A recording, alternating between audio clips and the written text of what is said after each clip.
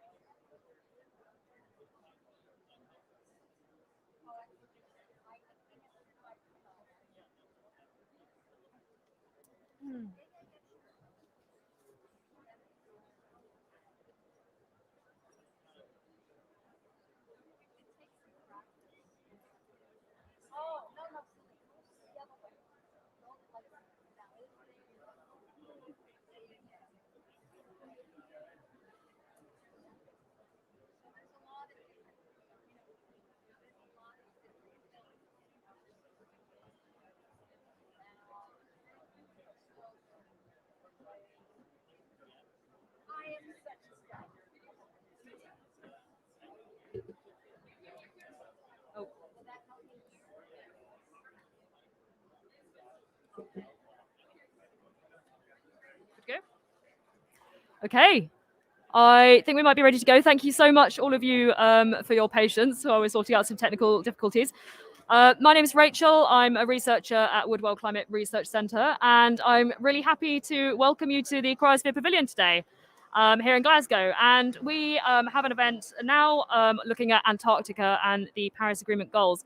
And of course, I'd also like to welcome all of you joining virtually. So those of you joining from the Cryosphere Pavilion hubs in Stockholm and in Geneva, and of course, all of you tuning into the live stream as well. And please do feel free to drop those questions that you have throughout the event into the chat as we go along. And we're really lucky to be joined today by Rob DeConto, who is co-director of the School of Earth and Sustainability. And without further ado, I think I will hand it over to Rob for our first presentation. Thank you.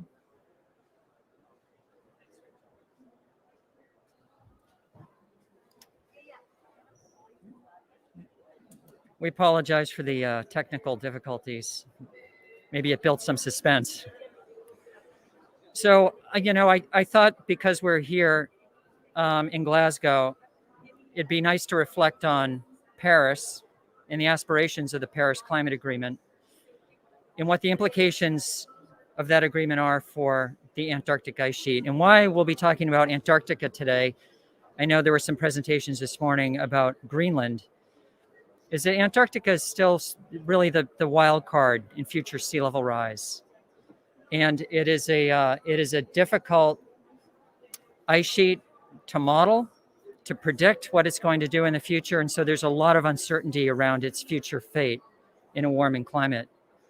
But I think what you're going to see next is some of the recent research is suggesting that exceeding the Paris aspirations of 1.5 or plus 2 degrees, we're going to be starting to flirt with disaster. So just a quick little bit of context. So this curve here on the right is it's the record of sea level rise.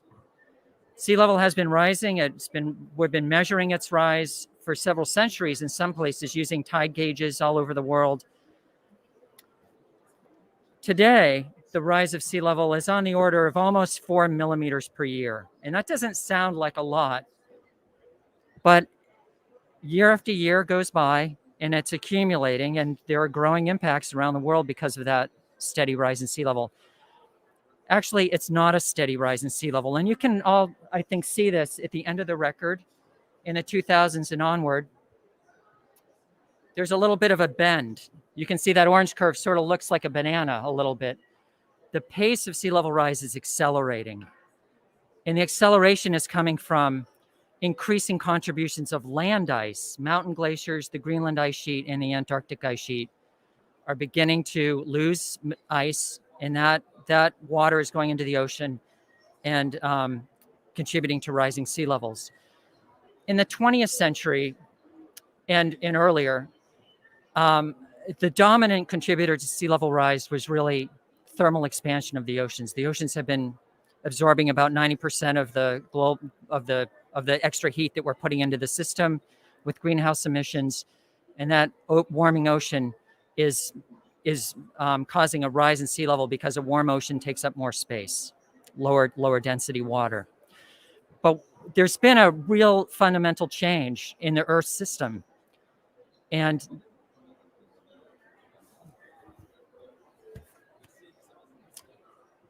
this will be a little clearer. There's been a fundamental step change in the Earth system, and that change is that thermal expansion of the oceans is not the dominant driver of sea level rise. It's land ice melting, the contribution of water from glaciers, Greenland, and the Antarctic ice sheet.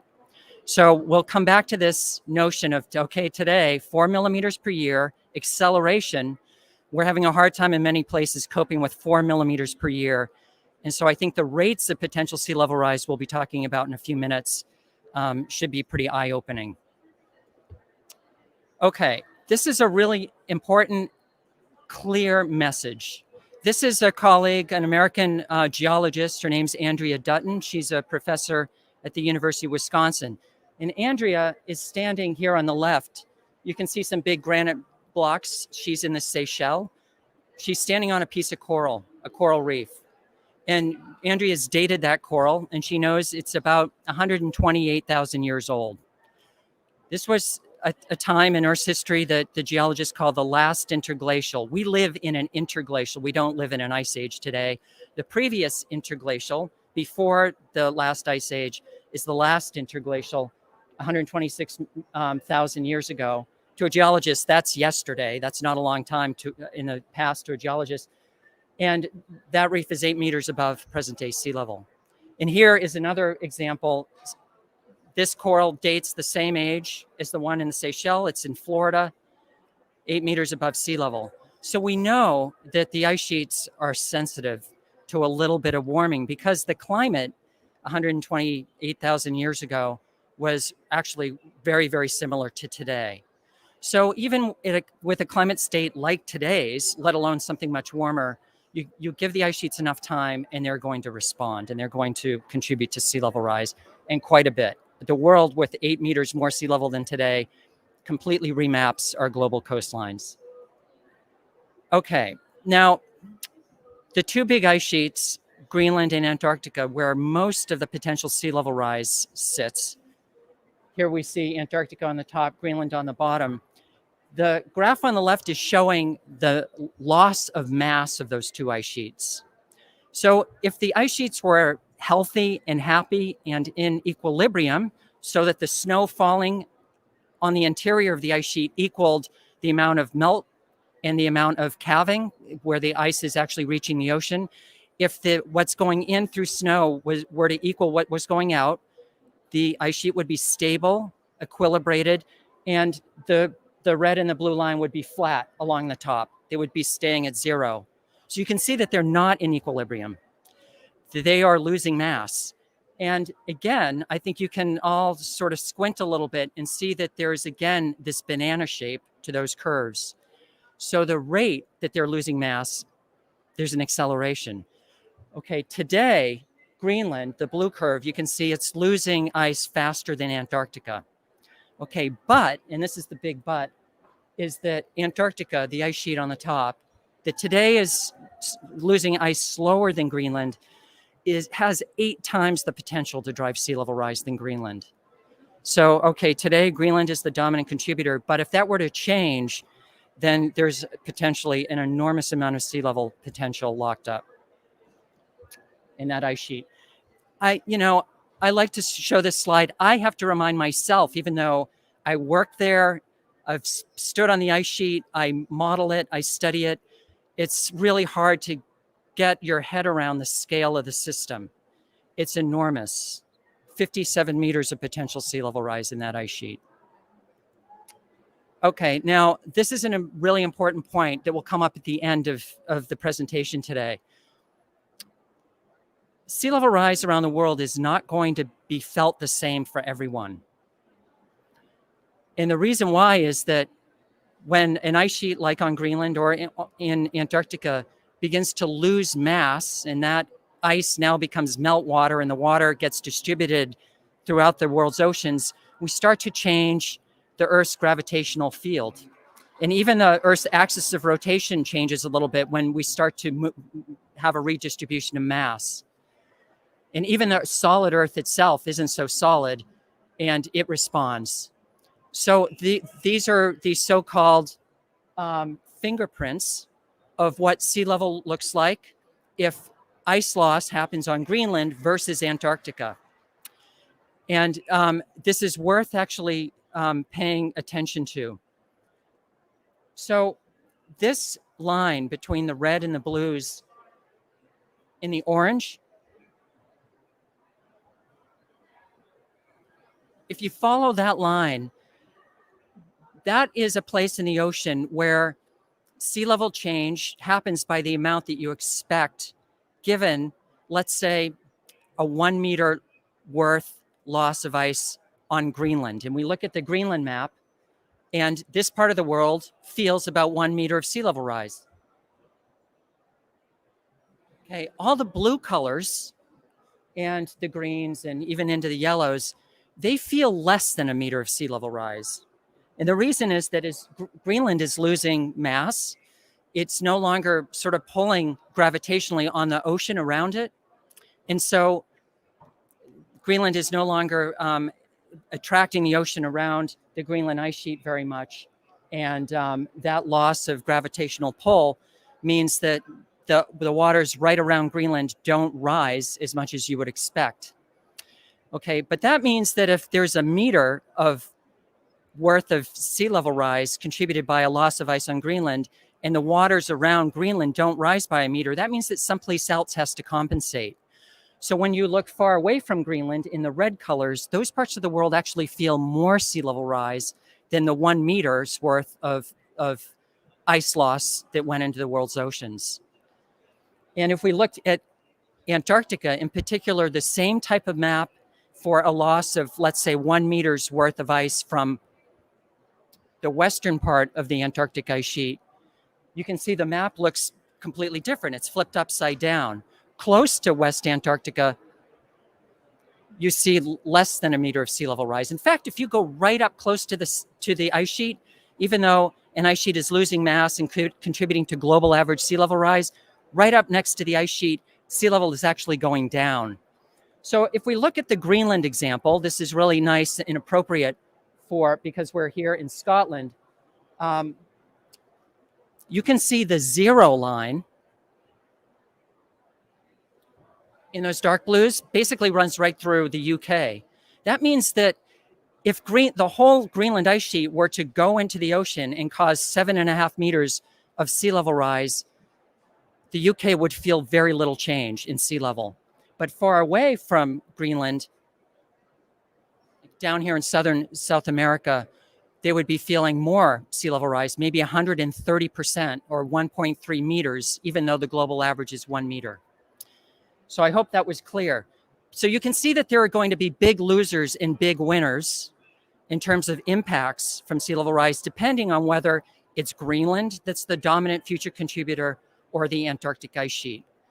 For the Northern Hemisphere, we have up here a lot more to worry about in these dark red colors in the Northern Hemisphere. And you can see, I know some of my European colleagues like to call the bullseye around North America sort of a karma effect, in that you can see the impacts are going to be really bad, let's say in New York, in Boston, on the east coast of the US, in the Gulf of Mexico, if Antarctica ends up being the dominant contributor someday to future sea level rise. Okay, and that point will come up at the very end, again, when we talk a little bit about the climate justice implications for Greenland versus Antarctica.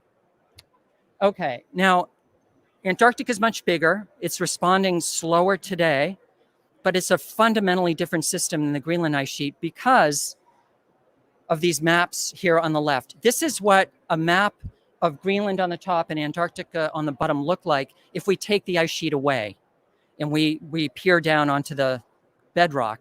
The green parts are land that is above sea level, and the blue parts are land that are below sea level. So a lot of the ice sheet itself in Antarctica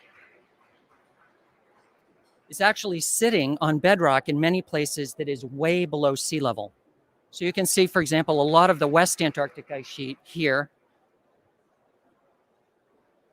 is sitting on blue and dark blue. It's sitting in a bowl-shaped basin that in some places is over 2 kilometers below sea level. So the fringes of Greenland are mostly pulled back a little bit from the ocean, and there are thin fingers of outlet glaciers that are flowing out of the ice sheet into the ocean. Antarctica is different. The ice sheet itself, vast stretches of it, are actually right up against the ocean, interacting with the ocean and feeling a warming ocean around its edges. So Greenland's ice loss today is really mainly being driven by a slightly bigger fraction of the total ice loss on Greenland is being driven by just simple surface melt. The air temperatures are getting really warm in the summer, and they're driving huge rivers of runoff. Some of that water actually refreezes within the ice sheet during the following winter, but some of it, as we know, is making its way to the ocean to cause some additional sea level rise. Antarctica's main contribution to the ocean is to ocean sea level rise is happening through dynamic processes. The ice sheet is beginning to flow faster out into the ocean in certain places because it's still cold enough, just cold enough in the summertime around most of the Antarctic margin, the edges, so that we're not seeing a lot of melt on the surface of the ice sheet. It's ocean warming today that is really the dominant driver of the response of the Antarctic ice sheet. Now, the question is, will the world get warm enough so that Antarctica will start to look like Greenland, in that the temperatures in the summertime start to get warm around the edges of the continent that are more equatorward, so that in the summertime we start to get surface melt. And in that case, Antarctica would be being attacked really in two ways. One, interaction around the edges and the underside of the ice sheet by the ocean, and potentially from warming on the ice sheet surface. Okay, this is a cross section of an Antarctic outlet glacier, and the flow in this diagram. So we can see ocean out here to the right. The ice sheet is to the left. The ice sheet is flowing under its own weight from left to right. So we have snowfall on top of the ice sheet here on the left. Snow comes down, accumulates, and then the ice flows from left to right out into the ocean. Now, this is a nice diagram because it's showing us, it's one of these examples of a stretch of the Antarctic ice sheet that is interacting directly with the ocean. Now, once the ice sheet starts to thin enough where it's reaching the ocean, this point right here, we call that the grounding line. So that's the point where the ice sheet is no longer sitting firmly on the bedrock. It's actually lifted now off of the bedrock, and it's mostly floating. So you can see there's a big long extension of this stretch of the ice sheet poking out into the ocean, and we call that an ice shelf. And these ice shelves that provide sort of an apron around a lot of the Antarctic continent. You see this long extension of the floating ice sheet where big icebergs, we read about these big icebergs breaking off of these ice shelves every once in a while. They are the key to Antarctica's future. They are the key to Antarctica's future because where these ice shelves touch down on features on the seafloor, and I tried to draw a little cartoon of that here, like these sort of seamounts poking up into the bottom of the ice shelf. The ice shelf is flowing from left to right. And now you can see it's bumping into something. So there's some resistance to the flow of the ice shelf. And that resistance is translated back up into the ice sheet. So the ice shelf is providing some resistance. It's sort of holding back the flow of the ice sheet from the continent out into the ocean. And we call that a buttressing effect. So in places where we're seeing the ice shelves thin or break up completely, the buttressing, the resistance to the flow of the thick ice upstream, speeds up. And we've actually, it was a theoretical idea decades ago. Then we actually observed it happen. And now we're able to model those sorts of processes in the models that we're using to make predictions about what the ice sheet is going to do in the future. So if we lose these ice shelves around Antarctica, we allow the ice sheet to start to flow faster into the ocean. So there's the buttressing represented by the red arrow, trying to slow things down, right? And you can think it's very intuitive, right? We're just holding up the edge of that ice sheet. Okay, so a number of different modeling groups around the world, including mine, have been developing models, numerical models, computer models that run on supercomputers to simulate all these processes, the flow of the ice shelves, the buttressing. And then we even simulate the climate above the ice sheet, changes in the temperature that make meltwater, for example. And we try to simulate the temperatures and the evolution of the ocean underneath and around these ice shelves. Okay, there has been one really important missing mechanism that our community hasn't really been, I think it's been underappreciated and it isn't represented in a lot of the models. And it's this is an example. So this is one of these floating ice shelves we were just talking about, the Larsen B ice shelf. This is a satellite image of it. It's about the size, it's hard to get against the scale of the Antarctic system. It's about the size of like a New England state, like maybe the state of Connecticut. It's about 600 or 700 meters thick, where the ice is flowing out of these glaciers out into the ocean to become an ice shelf. So you can see those glaciers, they're flowing out into the ocean and they are coalescing into this ice shelf. Now in this satellite image, you can see some dark spots. So those dark spots are water when this satellite image was taken. So it had been a really warm Antarctic summer that year, and meltwater, liquid water, was starting to pond and to flow into crevasses on the ice shelf. And an extraordinary thing happened shortly thereafter. It broke up. So the meltwater was getting into crevasses and wedging its way down through the ice shelf. It was moving and making the ice shelf flex, putting additional stresses onto the ice shelf, and it wasn't able to hold itself together. It broke up. And what happened was the glaciers that were flowing into the ice shelf no longer had that resistance, that buttressing, and they sped up by a factor of 3, others even faster. Okay, now this didn't cause catastrophic sea level rise because these glaciers that were flowing into this particular ice shelf didn't have a lot of ice to contribute to the global ocean, but other glaciers in Antarctica do. Okay, this is a nice close-up image of this big outlet glacier that was flowing into that resisting, nice, healthy ice shelf. After the ice shelf broke up, the edge of the glacier started to flow fast, but it also started to back up into its fjord. So it was flowing faster because there was no resistance, but it was still able to back up into the interior of the ice sheet itself. The reason why was it wasn't just about the fast flow. It was also about calving, the breaking off at the edges of this glacier. And the breaking, the brittle failure, the mechanical fracturing of the ice was actually outpacing the fast flow out toward the sea, allowing the glacier to actually back up into its fjord. Now, these two processes, this one, like what happens to big ice shelves when they get covered with meltwater, and then accounting for the breaking of the ice sheet itself back into a deep basin, are mechanisms that we hadn't been including in models that we've been using for projections of the future. Okay, so there's only been one continental scale ice sheet model that has attempted to incorporate these processes.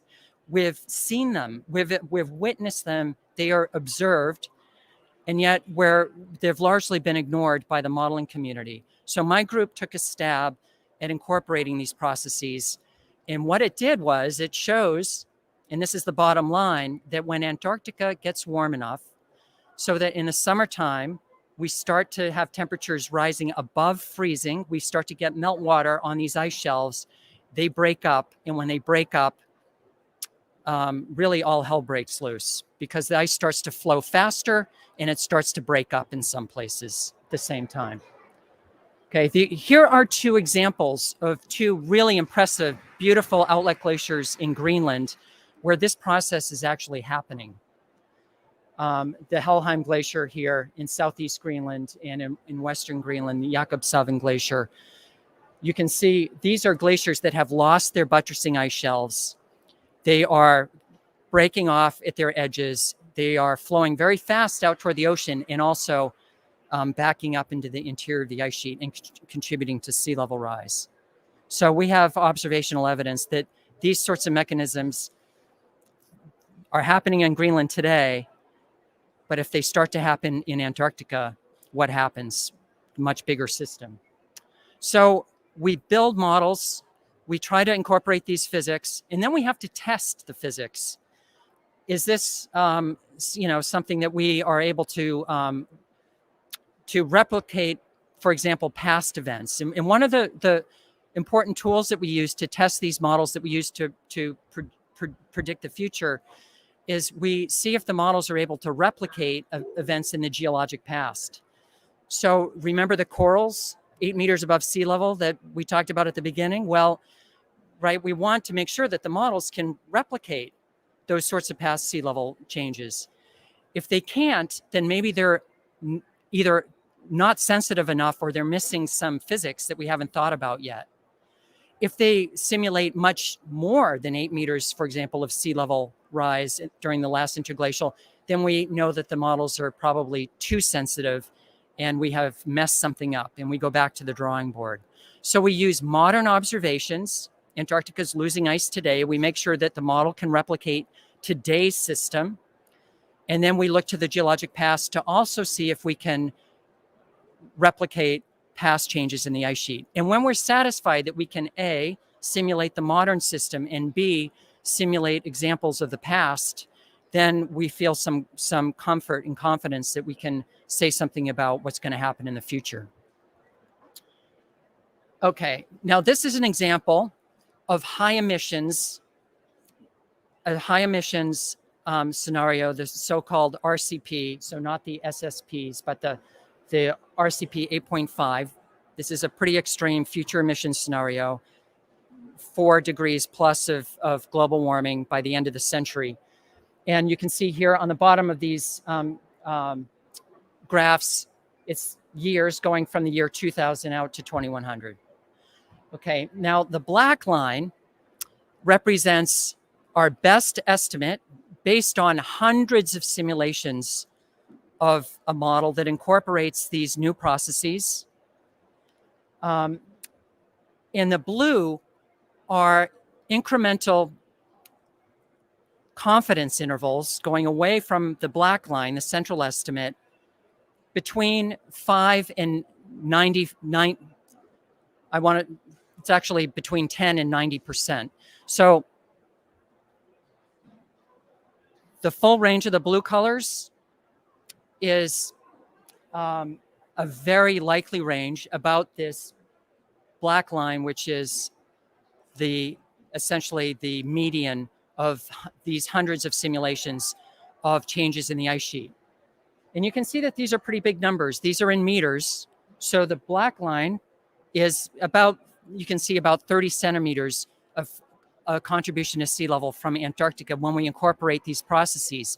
But you can see that the top of the blue zone, which is within the band of realm of possibility, much, much higher levels, approaching, sort of flirting with a meter of additional sea level coming from Antarctica that we hadn't been thinking about before.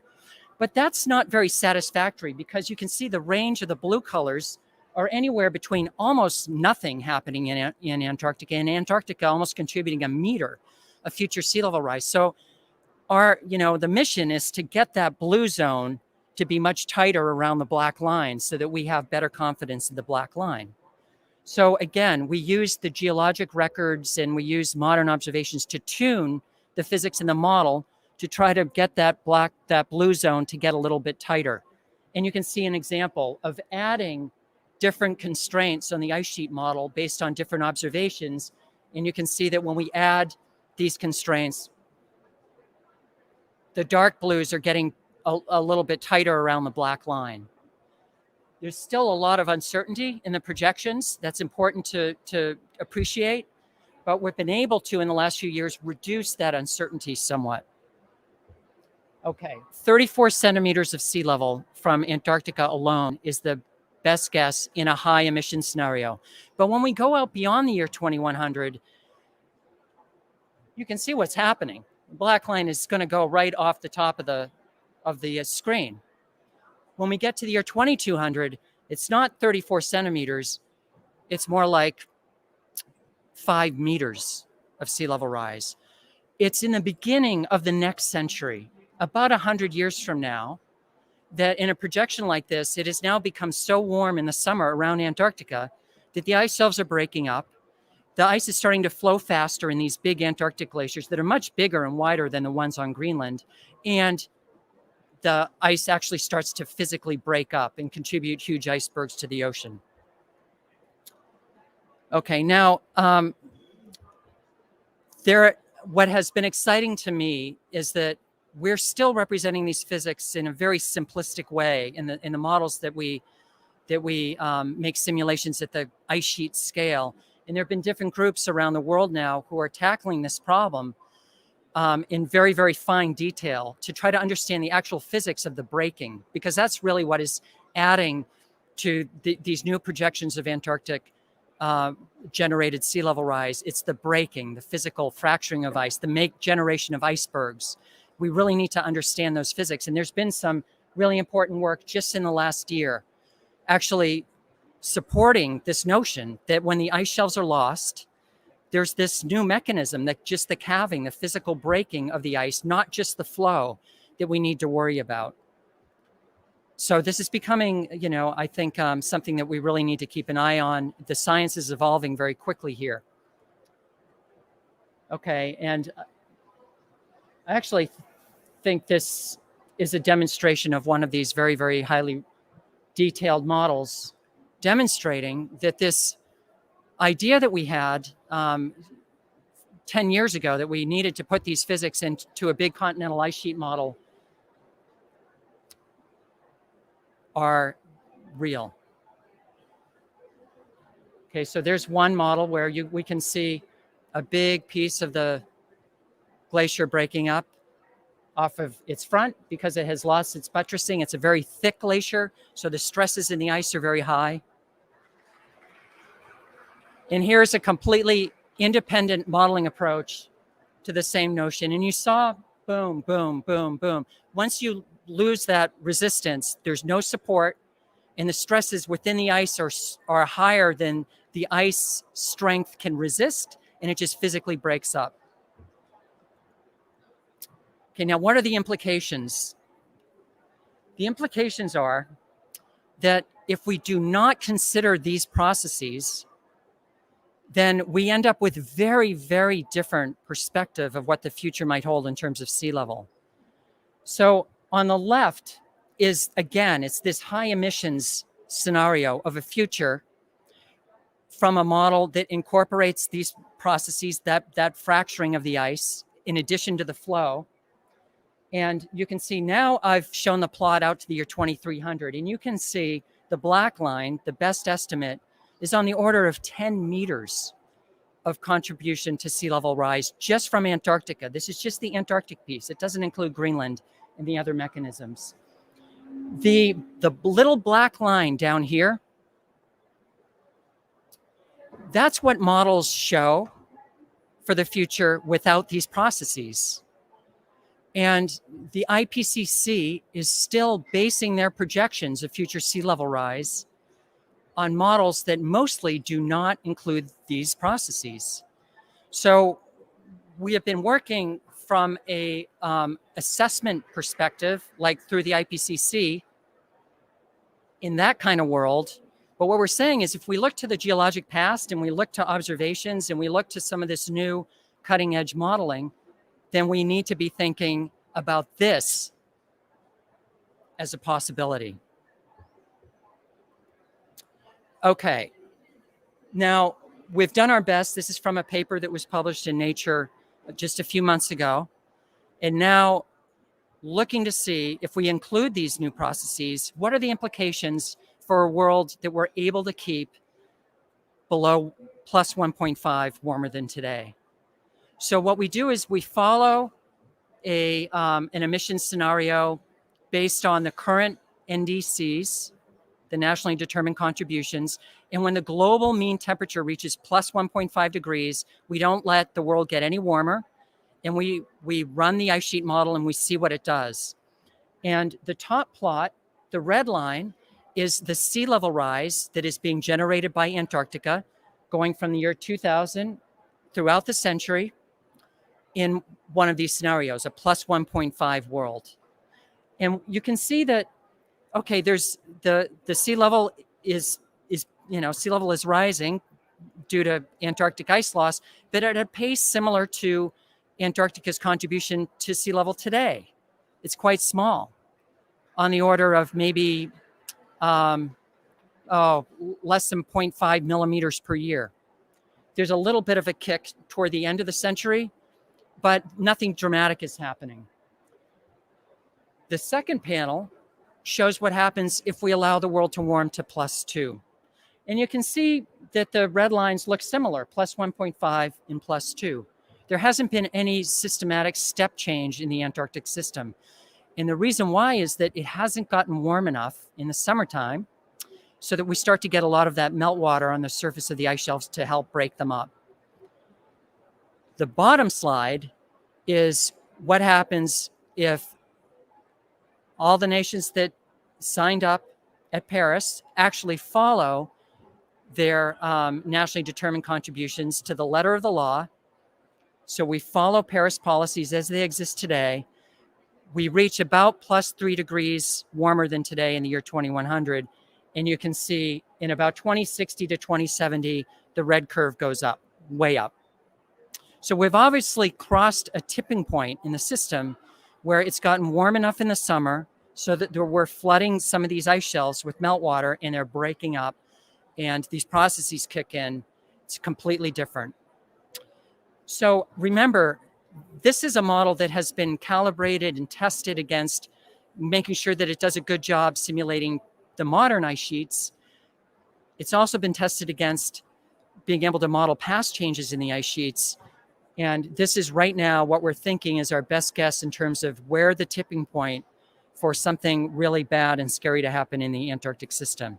We don't want to go any more than plus 2, and it would be safer based on all the uncertainty, right? The big stretch in the blue curves, there's a lot of uncertainty in all of this, would be better off staying closer to plus 1.5. These are just some images to see like what's happening to the ice sheet and where most of the action is in that plus 3 degrees scenario. And it's within that blue box. You remember me talking about a piece of the Antarctic ice sheet that is sitting in a big, deep, bowl-shaped basin that's 2 kilometers below sea level? Well, this is the healthy ice sheet, the way it looks today.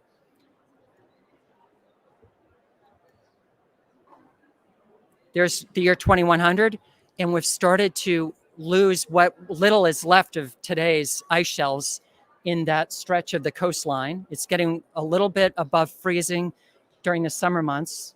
Those are 2 important glaciers, the Thwaites Glacier and the Pine Island Glacier in West Antarctica.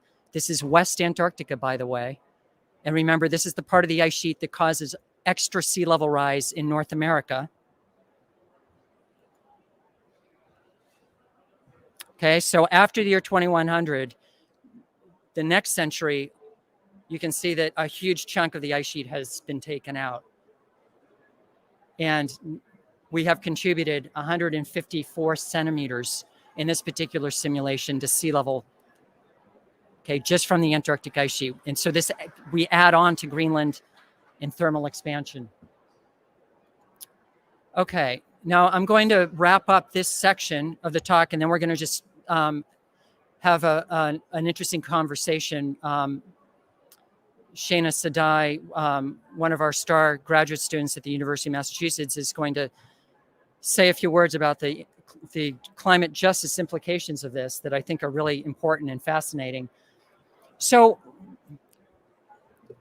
can we stop this once it starts, right? That's a fundamental question. The way to stop this glacier here, the Thwaites Glacier, from destroying the West Antarctic ice sheet, the way to do it would be to regrow those buttressing ice shelves. So if we can regrow and establish the ice shelves and they pin down on some bedrock, they'll start to provide some support, and they will let the ice sheet actually reestablish itself and sort of push its way back out into the ocean and regrow. But an ice shelf, because it's floating mostly in contact with the ocean, it can only regrow if the oceans get cool enough to allow it to regrow. And the ocean has a huge thermal capacity. It takes a really long time for the oceans to both warm up. That's a good thing, because the oceans have been really saving us from a lot more warming than is happening, because they're absorbing a lot of heat. They also take a long time to cool down. That's the flip side. So what we're going to do is we're going to follow an emissions trajectory following the NDCs. So we're on a +3 degrees C path. And then at some point in the future, we're going to just imagine, it's a little bit like science fiction. We're going to say the world has developed some technology that can actually suck CO2 out of the atmosphere, put it away someplace. And so we're going to have the CO2 rising. And then at some point in the future, we're going to start to pull it out of the atmosphere. And the CO2 will come back down again. And what we're going to do is we're going to see what happens if we delay developing that technology in the year 2030 or in the year 2040, in the year 2050. We'll wait to the year 2060 to turn on that technology, 2070 and so forth. And we'll see what happens to the ice sheet. Okay, the top plot on the left is what happens to the ice sheet. So this is sea level rise coming from Antarctica, going out to the year 2100. The black line at the bottom, that's if we just let the ice sheet respond to today's climate. There's no warming relative to the year 2021. Okay. The purple line is we allow some warming to the year 2030, and then we start to take CO2 out of the atmosphere. Then the next light blue line, we wait till the year 2040 before we start to suck CO2 out of the atmosphere, and so on. And you can see that there's a jump someplace, and it's between the yellow line and the red line. So once we wait until sometime later than roughly the year 2060 or 2070, even though in the year 2070, we're starting to really rapidly pull CO2 out of the atmosphere, the ice sheet doesn't care. These processes have kicked in. It's lost some of its ice shelves, and they are not regrowing because the oceans are too warm. And even if we wait in this bottom plot, which is the same set of simulations, but I'm just showing you what they look like if you go out for hundreds of years, you can see that the ice sheet doesn't recover. And in fact, the timing in terms of the choices that we're making today have a huge impact on the long-term evolution of the ice sheet. So, you know, in a world where the climate doesn't change relative to today, yes, Antarctica contributes, you know, a little more than a meter of sea level rise over hundreds of years. Perhaps we could cope with that. Our coastlines could, in many places, deal with that from an engineering perspective. But, and again, this is a +3 degrees C world. This is not, you know, a high emissions scenario. This is following the current NDCs. If we do nothing to develop technologies to suck CO2 out of the atmosphere, and we wait, there's a delay in mitigation, and we follow the black curve, you know, it's a much, much different scenario. So the point here is that we can't rely on these unproven technologies. And even if they are developed, they're not going to stop or slow down. They'll slow down things a little bit, but they're not going to stop something pretty serious from happening once they start in terms of ice loss from Antarctica. So it would be better, in my simplistic, naive thinking, to just keep the fossil fuel in the ground where it belongs and just not go there. Okay, I want you all just to think a little bit beyond the year 2100. It's really important that we have a longer term perspective. I'm I'm looking at some of the youth out on the streets protesting as I walked in today. And right, some of them are going to be alive in the year 2100. And certainly their children are going to be facing the next century. So there's some good news here. Even though, we've recognized that there might be processes that our community, the IPCC, maybe has been underappreciating that could drive really dramatic, potentially catastrophic rates of sea level rise in the future. If we're able to keep the temperatures in the future down into that sort of plus 1.5, plus 2 degrees, Paris Agreement sort of ideal world, things aren't so bad. We'll continue to feel sea level rise. We'll continue to have increasing impacts, but at a pace that we will hopefully be able to manage. Once we get to something like plus 3 degrees, it's a different story. And again, once these processes kick in, there's really no turning back. Okay, irreversible.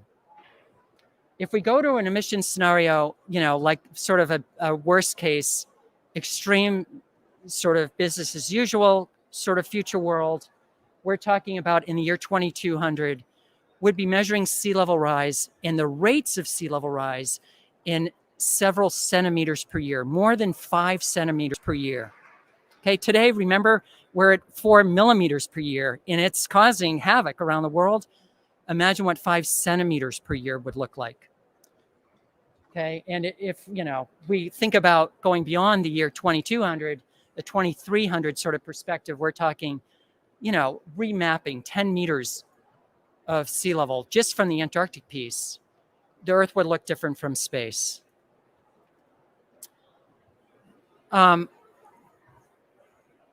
Everything you just saw assumes that Antarctica and the glaciers that have lost their ice shelves and are now breaking up and going out into the ocean, we're assuming that they could never behave any faster than the glaciers that we observe in Greenland. So we've actually put a speed limit on everything you just saw. So that's in Antarctica that has begun to behave like Greenland. But could the Greenland glacier, or the Antarctic glaciers rather, actually do something more dramatic than we're observing in Greenland today? And I personally think the answer is yes. And the reason why I say yes is that some of the glaciers in Antarctica are vastly larger in scale than the glaciers in Greenland that we're using to tune our Antarctic model. So the glaciers in the nice photos that I showed you of Greenland, where there's a lot of breaking up at the edges of those glaciers, the ice is very thick there, maybe 700 meters thick. It's a very thick glacier, but they're in relatively narrow fjords, 5 to 10 kilometers wide. And the size of those fjords actually provides some support for the glacier itself. And the fjords can get choked with chunks of ice that can actually provide a little bit of resistance. Some of the glaciers in Antarctica are twice as thick as those example glaciers in Greenland. And instead of 10 kilometers wide, the Thwaites Glacier that caused West Antarctica to break up, it's not 10 kilometers wide. It's 120 kilometers wide. And if it were to start to break up and retreat into the interior of West Antarctica, the ice that will be breaking and falling into the ocean, the ice will be more than 2 kilometers thick. So, the stresses will be enormous. And I would think much in exceedance of the strength of the ice, of the glacial ice. We just don't know how fast that kind of scenario could make sea level rise happen. Okay, now I'm going to end with this slide. This is from what just came out, the IPCC AR6. They did their best job to provide guidance. They're providing the world guidance as to what their best estimate of future sea level rise is. They are relying, again, largely on ice sheet models that don't include these processes that we just talked about, the covering of ice shelves with water. They break up, we lose the buttressing, and then they start to break. And down here in the bottom, you don't have to really focus in on the numbers. They show projections of the future for the different SSPs, the different emission scenarios. And they're down here on the bottom. run out to the year 2100. So this is all the contributors to sea level rise. It's Greenland, it's thermal expansion, it's mountain glaciers, it's Antarctica. And there's a range of uncertainty about their best guess, which is the solid lines. You can see that range of uncertainty. So this is their so-called likely range, 17th to the 83rd percentile range. And, you know, this is noteworthy in that you can see that in the higher emissions scenarios, the likely range actually, in some situations, right, it's exceeding 1 meter. Okay, so this is the likely range. If we were to look at the very likely range, like the 5th to 95th percentile level, we would see that expand, maybe up to 2 meters or so. The IPCC really didn't know at the time what to do with these new processes. So they never incorporated them into the actual probabilistic projections. They're just a caveat in the AR6. They're the red dash line. So the red dash line is really just sort of a sketch as to maybe, you know, Rob DiCanto and his colleagues are correct, and that these brittle breaking processes are going to end up becoming an important player in the future of sea level rise. And remember, I showed you the vast difference of models that don't incorporate these processes in a future warming scenario versus the ones that do. And that's illustrated here. Here, the bar on the right is the same sort of graph, except now representing the world out to the year 2300. Again, the bar, that's the likely range. And you can see there's a lot of uncertainty in future sea level, again, mainly because of the Antarctic component. But then there's these other processes represented by, well, maybe there's something much worse that we need to worry about.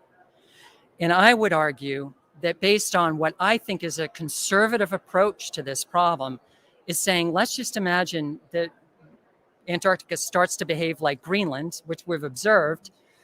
You know, that would sort of be like this dashed red line. But there's a possibility that that dash red line actually is something even much higher. And so we really need resources. We need more modeling teams working on this. The community some of our community has really begun to galvanize around this problem. But, you know, there's unsatisfactory uncertainty still in future sea level estimates. It's being driven by Antarctica. And I hope that I've convinced you that because the rates and the magnitudes of sea level rise that Antarctica can generate, once it gets warm enough so that we get that meltwater on those ice shelves, and that starts to happen above Paris Agreement sort of temperature aspirations, it's something we really need to keep an eye on. Okay, so I'm going to stop. I would like Shana, if she is available. Oh, great, fantastic. So I'm going to introduce Shana Sadai from the University of Massachusetts. She's going to say a few words about the climate justice implications for a future with a lot of sea level rise coming from Antarctica.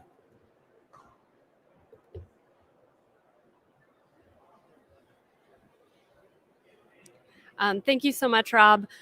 So yes, as you can see, there is still a lot of uncertainty and there is a lot of risk inherent in the Antarctic ice sheet and in breach of instability points if the temperature gets too high. So Antarctica not just contributes to sea level rise, it also has implications for global climate. And so one of these that's particularly important with respect to the Paris Agreement is a negative feedback on the rise of global mean surface temperature. So a positive feedback is something that will speed up warming, and a negative feedback is something that'll slow it down. And so work that's been done to try to assess the climatic impacts of ice sheet loss has occurred over the last few decades. And as models get better and better, we get a better picture of what that might look like. And so one of the things that global climate models, they're excellent. They're state-of-the-art pieces of technology. They can teach us a lot about future predictions. But one thing that global climate models currently lack is dynamical ice sheets. And so in order to assess the climate implications of ice sheet loss, what we need to do is do what we call freshwater forcing experiments, essentially telling a global climate model what amount of meltwater a dynamical ice sheet model is expecting to happen. And so work that was done by Rob DeConto and Dave Pollard back in 2016, their paper on the long-term contribution to sea level rise gave some of these predictions of how much melt might occur. And I used those predictions to drive a global climate model to see what the impact on overall climate was. And one of the main things that came out of that paper is that there's a very strong negative feedback. This is occurring because of the growth of sea ice in the Southern Ocean around the continental margin of Antarctica.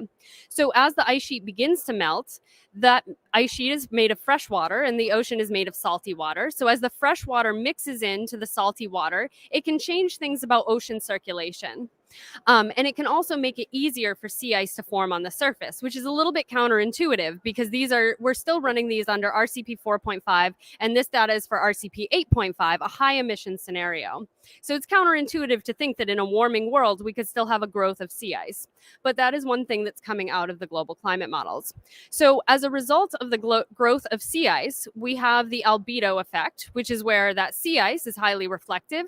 It's going to reflect back part of the incoming solar radiation. It's essentially the opposite, what the models are predicting, of what's happening in the Arctic. In the Arctic, we know there's a vast loss of sea ice, and so that darker ocean surface is exposed, which is absorbing more radiation, causing Arctic amplification and a high level of warming there. What this model of freshwater forcing experiments were showing was that with the growth of sea ice, you get enhanced reflection off of the surface of that sea ice, and that can delay global mean surface temperature. So these results were published in Science Advances last September by myself, Alan Condren, Robert DeConto, and David Pollard. And what we have here is the negative feedback, the amount of the delay of the global temperature rise, the difference that we had between when I run the global climate model using this freshwater forcing input to see what the effect is, and when I run it without that to see what the global climate model would say would happen without that ice sheet input going in. And so that red line is showing the negative feedback, and the blue line here is showing how that affects the ice sheet. Because of course, any change in the climatology is going to change the onset of when melt begins on the Antarctic ice sheet and when large-scale retreat is going to set in. And so what we found in the paper that Rob just described to you that was published in Nature in May of this year was that this delay in the air temperature rise delays the loss of the ice sheet for a little while. But that blue line is showing that even with it delayed, there is a very significant contribution to sea level rise, an extremely dangerous contribution. And so in light of the Paris Agreement being defined in terms of global mean surface temperature, for part of my dissertation, I've been assessing what are the climate justice implications when you have a negative feedback on global mean surface temperature rise in conjunction with a climate impact that's exacerbating risk, like sea level rise. And so this paper I've been working on for the last 2 years, it's about to go into review tonight, actually. So you will have a preprint of it available soon. But one of the things, oh, sorry, that's cut off a little bit there. This is a plot showing Antarctic sea level rise regional variation. And so in assessing the climate justice implications, we've been looking at different forms of justice: procedural justice, recognition justice, and distributive justice. Effectively, for procedural, I was wondering, how did we come up with a temperature target? Because having a temperature target and then having these negative feedbacks with the climate justice implications, we assess the process of what happened leading up to that temperature target. What I'm going to speak to you about right now is the distributive component, so the variation in spatial and temporal impacts as a result of sea level rise. And so this plot, as Rob described earlier, as the Antarctic ice sheet gets lost, the spatial pattern of where that sea level rise is mostly felt is happening more in the northern hemisphere. And so here, the purple line,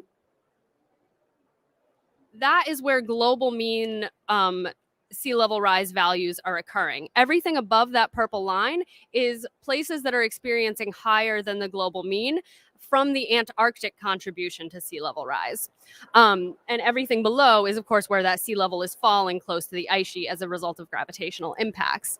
And so what we wanted to assess was how does this regional variation impact the Alliance of Small Island States? So the Alliance of Small Island States is a United Nations negotiating body. They have been incredibly strong advocates throughout the entire history of the UNFCCC. And they were instrumental in bringing to the forefront the needs of communities most impacted by sea level rise, and especially in pushing for the inclusion of that 1.5 degree Celsius target.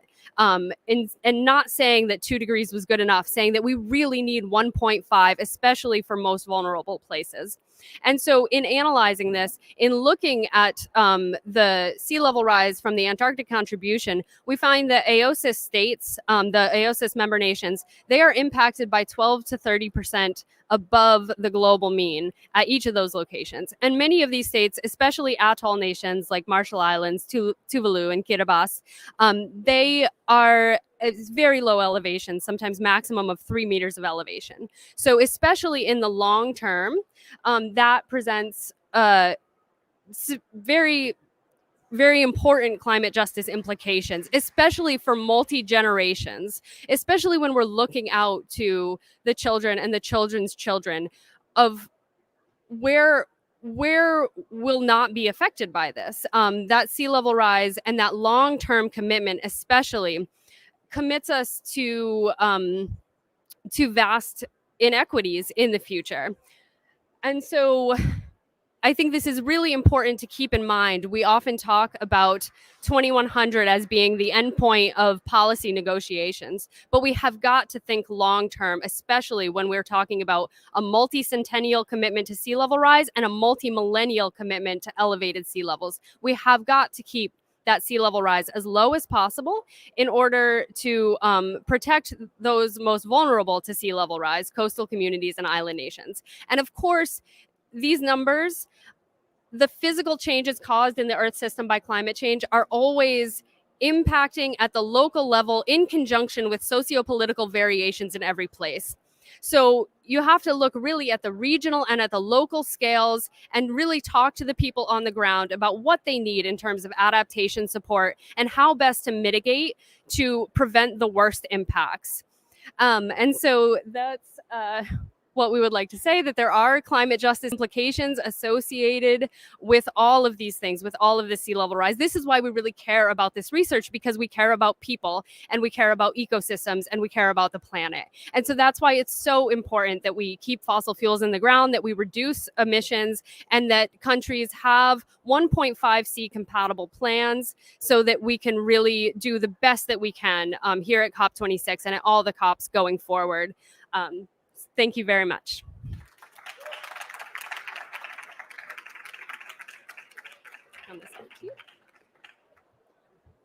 Thank you so much, Rob and Shona, for an absolutely fantastic pair of presentations. We have just a little bit of time for questions, so I'd like to invite both of you back onto the stage for a moment. And we'd really love to hear some questions from our cryosphere hubs in Stockholm and Geneva. So if any of you have any questions, do drop those in the chat. Do we have any? Okay, no. So in that case, I think we will go to questions from the floor. And I believe we have a couple of questions already. Would you like to come up and speak your question to the microphone?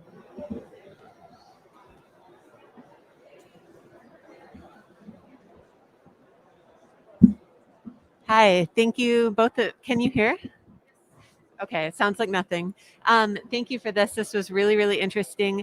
My question is about AR6 and that dotted line. So it's unsatisfactory, but I wonder if you think it's an improvement over previous assessment reports that didn't even have any sort of exploration of that. So I was wondering if you could speak a little about, even though it's clearly not adequate to the work that you're doing or representative of the work that you're doing, how do you see it as an improvement if you do?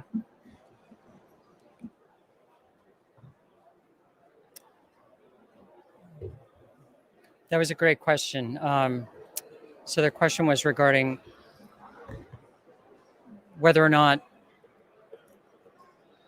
we view the IPCC's inclusion, or at least trying to illustrate the implications of some of these other processes, I think it absolutely is a step in the right direction. And it is an advance relative to previous reports. I think we need to come up with some creative ways to incorporate these alternative outcomes within a single probability somehow, because policymakers are looking for more guidance than that dashed red line. I think a lot of people don't know what to make of it. At least I have been asked about this many times. Like, what do we make of that dashed red line? What is the probability of that outcome? It is described in the IPCC text and on the figure as a low probability, but high impact storyline. And so, okay, what does low probability mean? This is a challenge, and I'm hopeful that as more work is done on this, and there are more modeling groups that are trying to represent these processes, we'll be able to, in the next IPCC, perhaps actually incorporate these processes into the projections. This slide that I didn't show before, it's just showing, so for example, it's a low emission scenario on the left, high emissions on the right. This is you can go to the summary for policymakers and find these numbers. I just plugged them into a table, and you can see the individual contributions to sea level rise in the year 2100 from Greenland, from glaciers, from thermal expansion. I'm missing a couple of numbers in the table. But the point is that these are the main AR6 projections without the processes when you add everything up. So what this is suggesting is in the year 2100, 12 centimeters would be the central estimate. And then this is the likely range coming from Antarctica. So this is the total. You can see that there's the numbers on the left in the low emission scenario don't really change much whether you include these processes or not. It's really for these higher emission scenarios where we're able to get the ice sheet to be warm enough where they kick in. So low emissions, really, it might end up being somewhat moot because these things don't really kick in and they don't become widespread. But in the higher emission scenarios, they're quite impactful on the scenarios. So here's an example. 1.35 meters. In my rush early this morning, the table got a little bit messed up. So these are the numbers, I think, for the year 2100 here. They're not the rate of sea level rise. Everything looks like it got shifted down. But you see that estimate of 1.35 meters. IPCC AR6, the main projections. Now with these processes, it's something much higher. So, I think that most of the community are still operating in this sort of space, but I really think we need to just keep it in the back of our minds that this could be a future possibility. And we can not go there if we are able to keep the global mean temperatures down. It's really that simple.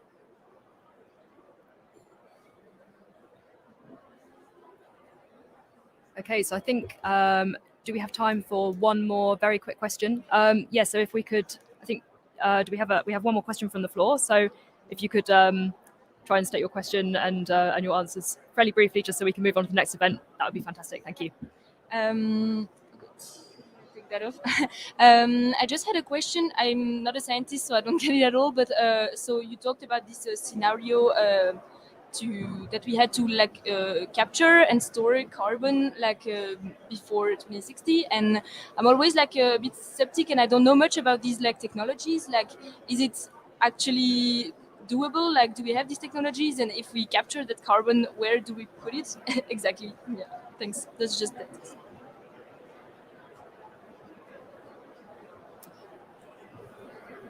I mean, you could. I mean, neither of us work on